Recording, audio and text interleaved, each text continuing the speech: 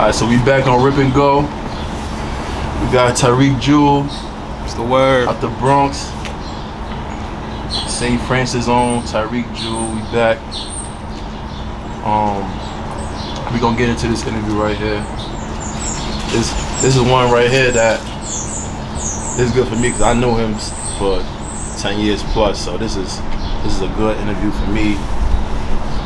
We can get into his lifestyle, see what he into, see what he like, his journey, get into everything he been through with the basketball scene, off the court, on the court. So we're gonna get right into this interview. I appreciate you for coming. No doubt. You know what I'm saying? Appreciate you taking time out for coming. Thank you for having me. Yes sir, yes sir. So first question,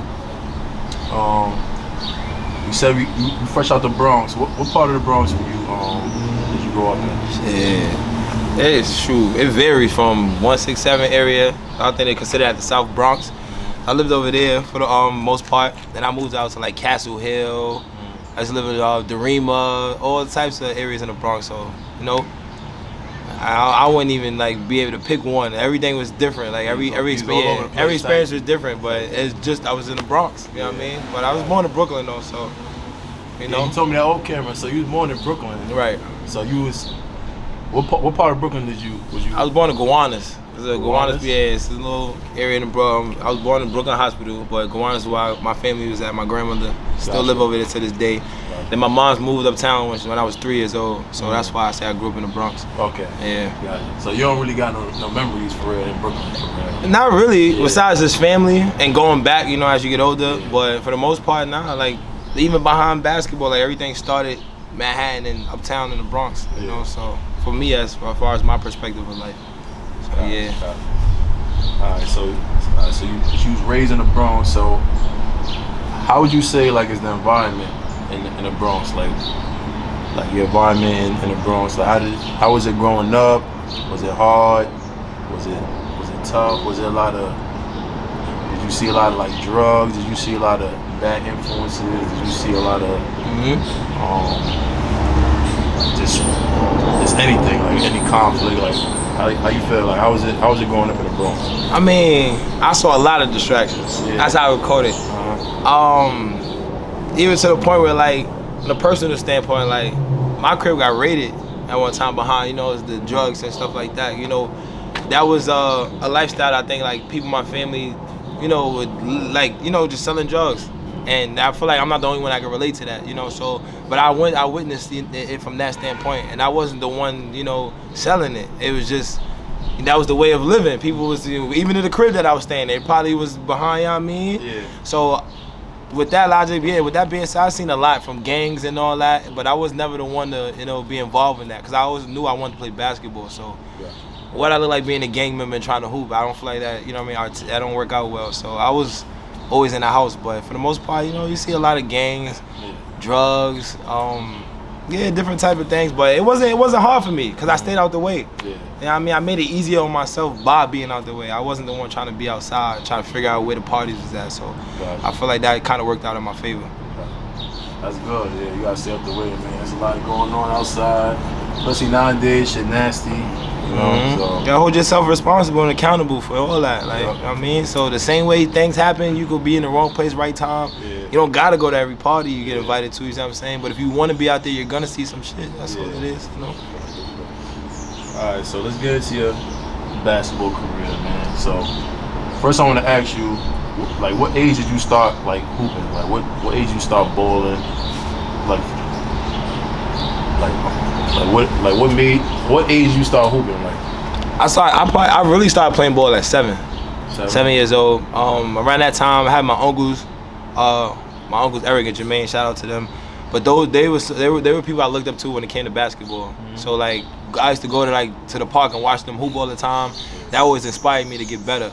You know, I remember one time I was younger, I was probably like 13, and I was at a game in the gym. My uncle come down the court, he threw the ball between somebody's legs, you know, he dunked it on a break. Yeah. So stuff like that kind of, you know, got me excited. And then from then I just was focused on, honestly, from when I was 7, my whole goal was just being able to beat them one-on-one.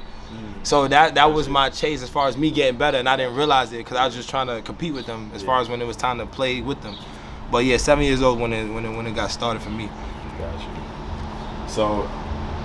So you say that leads into my next question. I wanted to ask who motivated you to play ball. So you say your uncle? Yeah, my uncle. I had 3 uncles. My 2 uncles, Eric, Jermaine, and then my uncle Rob. He was the IQ guy, the mental thing. So he had just kind of say certain things that I was supposed to, I was taking run with it. But the other 2 is the ones that showed me the game of like mid-range jump shots, the ball handling, how to dunk. The fundamentals of the game. They told me that, and then, like I said, I just wanted it. So the rest was literally on me to just, just put in the work.